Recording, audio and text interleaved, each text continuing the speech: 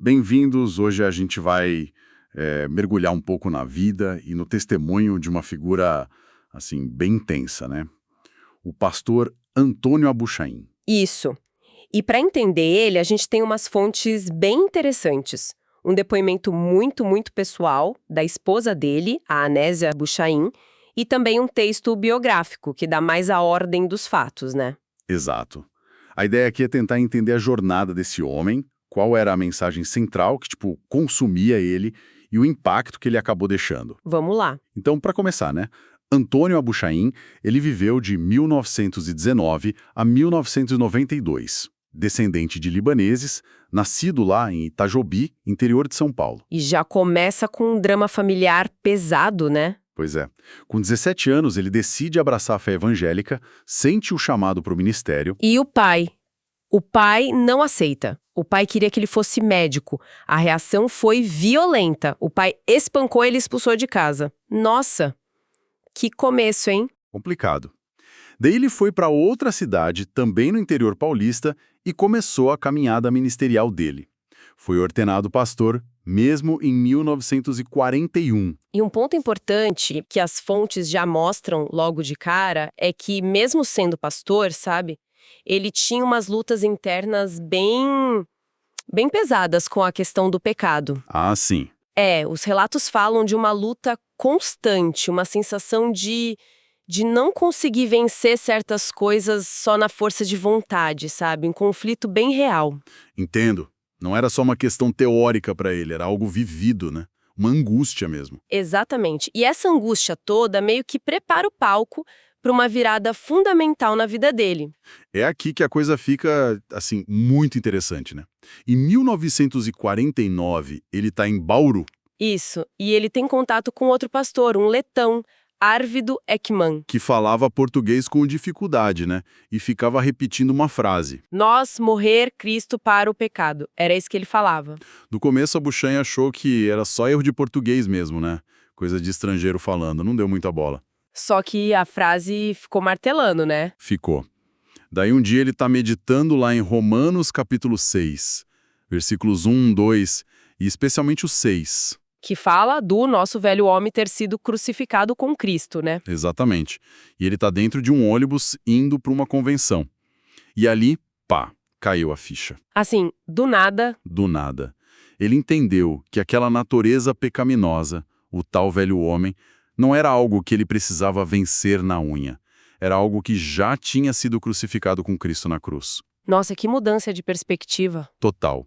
A Anésia, a esposa, conta que a vontade dele era parar o ônibus na hora e sair gritando, aleluia, foi crucificado. Imagina. Dá pra imaginar, pra alguém que vinha naquela luta interna que a gente falou, nossa, devia ser libertador demais, né? Com certeza. Uma mudança radical de chave. E essa compreensão virou a base, o centro da pregação dele, a morte do velho homem. E o interessante é ver como isso não foi só uma ideia nova para ele pregar. Foi algo que o libertou pessoalmente, sabe? E ele sentiu uma urgência de passar isso adiante. Mudou todo o foco do ministério, né? Completamente. Saiu daquela lógica do esforço, da religiosidade, sabe? E entrou na centralidade da graça, da obra que Cristo já fez. Isso ficou conhecido como a palavra da cruz. E ele pregava isso com fervor, né? Muito fervor. O que, segundo os relatos, era contagiante para uns, mas também causava estranheza, oposição para outros. As fontes mencionam isso, né? Incompreensões, até perseguições. Essa ênfase tão única acabou, talvez, isolando ele um pouco também. É um ponto delicado, essa clareza tão forte numa única mensagem acabou criando uma certa distância de outros grupos que não tinham esse mesmo foco tão exclusivo. E essa centralidade só aumentou com o tempo, pelo visto. Vamos pular para 1979. Ele já está casado com a Anésia. Sim, companheira de ministério dele. Ele está se preparando para pregar em Londrina. A expectativa era falar sobre avivamento, um tema importante, né? Que parecia necessário, talvez. Pois é. Mas ele sentiu uma direção de Deus muito clara para falar sobre novo nascimento. E a Anésia conta que ela ficou meio decepcionada na hora. Achou básico demais, talvez. Isso. Parecia um retrocesso Voltar para o básico do básico. Mas aí veio a explicação, né? Veio uma pergunta que ele sentiu vir de Deus. Que gosto tem ao coco de um coqueiro que não nasceu? Forte. A lógica é direta, né? Totalmente. Como você vai avivar, reanimar algo que nem vida espiritual tem ainda? Ele começou a achar que muita gente na igreja, apesar da fachada, precisava mesmo era nascer de novo. Experimentar essa primeira transformação radical. Ele até usava aquela passagem de Apocalipse, né? Da igreja que tinha nome de que vives, mas estás morto. Exatamente. E a partir dali, essa mensagem do novo nascimento virou não só central, mas quase exclusiva no ministério dele. E aí entra uma questão interessante, né?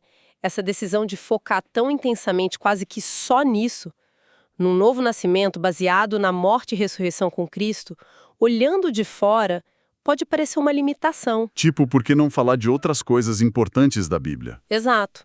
Mas para ele, essa era a base, o fundamento. Sem isso, ele acreditava que todo o resto, crescimento, serviço, até o avivamento que ele mesmo buscava antes, seria como construir na areia. Entende? Faz sentido na lógica dele. Mas fica a atenção, né? Será que isso não simplificava demais? Ou talvez negligenciava outras áreas importantes da vida cristã? É algo que talvez os críticos dele apontassem. É um ponto. Mas, por outro lado, tem a profundidade que se ganha quando você cava fundo num único ponto essencial, né? Sim. E a própria Nésia, que já era missionária educadora antes dele, ela diz que essa mensagem específica transformou a vida dela radicalmente. Mesmo ela já estando na caminhada há tempos, Mesmo assim. Para ele, a missão não era ser um professor de muitos assuntos, mas sim um portador dessa palavra específica, que ele queria ter o poder de gerar vida nova. A eficácia para ele estava na fidelidade a essa mensagem, não na variedade. e essa convicção toda não ficou só na pregação, né? Ela foi para a prática de um jeito muito visível. O famoso Ministério dos Barcos no Rio Paraná. Assim, isso é marcante demais. 28 anos fazendo isso. Imagina, navegando naquele rio enorme, nos afluentes para chegar em comunidades ribeirinhas super isoladas. As fontes falam em cerca de 130 ilhas e pontos nas margens que eles visitavam. É muita coisa, muita dedicação. E no começo sem estrutura nenhuma, né? O primeiro barco, dizem, tinha um motor de Ford 29, adaptado, que vivia dando pau no meio do rio. Nossa, imagina o sufoco. Só depois vieram barcos melhores. Mas o que movia ele era uma compaixão muito grande pelos mais pobres. Ele tinha aquela frase, né? Que a Anésia cita. Quem não serve para servir, não serve para pregar. Fortíssima, totalmente. Ele acreditava nisso. Primeiro você supre a necessidade física, leva comida, mostra cuidado. Depois você tem abertura para falar do espiritual. E essa operação toda, barco, viagem, comida, dependia totalmente de uma fé muito prática na provisão de Deus, né? Não tinha patrocínio fixo, nada disso. As histórias são incríveis. Tem aquela vez que não tinha dinheiro nenhum para a viagem seguinte. Nada. E aí? Ele foi orar, em vez de sair pedindo. E pouco depois, apareceu uma pessoa humilde e simples, com um cheque enorme. A Nésia fala que equivaleria hoje a uns 54 mil reais. Nossa, de onde veio? Era o dízimo de uma herança que a pessoa tinha recebido inesperadamente. Que coisa impressionante. Tem outra história ótima, da farinha de mandioca, essencial para os ribeirinhos. Sei. E o preço disparou. A lógica seria comprar menos, né? Mas ele sentiu que Deus mandou confiar no dono do ouro e da prata. E ele fez o quê? Comprou mais farinha do que o normal. E o dinheiro apareceu para pagar. É uma fé muito concreta, né? E tinha aquele ciclo interessante também. Do barco ir cheio e voltar cheio. Isso, subia o rio com doação da cidade para os ribeirinhos e descia com doação dos ribeirinhos fruta, ovo, galinha para os pobres da cidade.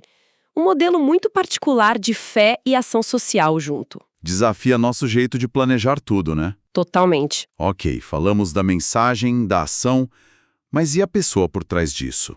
Como ele era no dia a dia, no trato? Olha, as fontes, principalmente o relato da Nésia, que é muito sincero, não escondem que ele podia ser visto como duro, bem direto. Tipo como ela conta que, nos estudos bíblicos, ele não tinha muita paciência para pergunta que ele achava que era só curiosidade, sabe?